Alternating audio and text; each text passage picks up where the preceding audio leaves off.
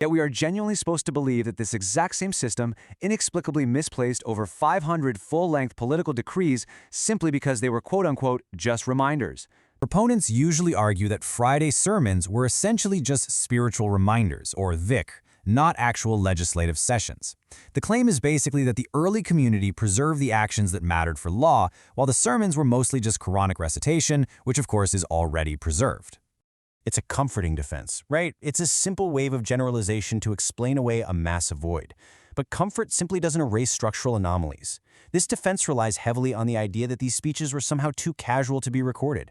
We are talking about the complete disappearance of over 1,100 major public addresses. The math just doesn't allow for that kind of casual brush-off. Classical historians completely confirm that these so-called reminders were highly descriptive. They were used to lay down political policy, announce military campaigns, and settle civic disputes. They weren't just abstract meditations. This was practical, real-time statecraft. And here is exactly where the evidentiary record becomes intellectually incoherent.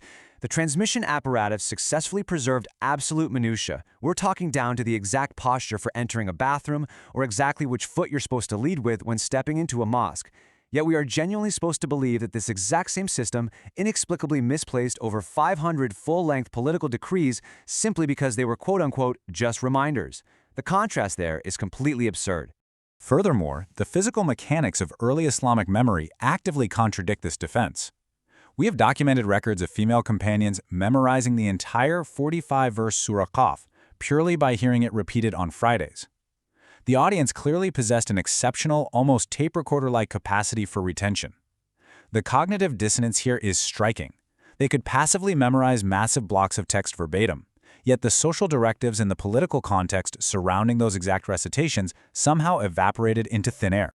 Umar's reign involved intense civil administration and massive geopolitical expansion, which was managed directly from the Friday pulpit.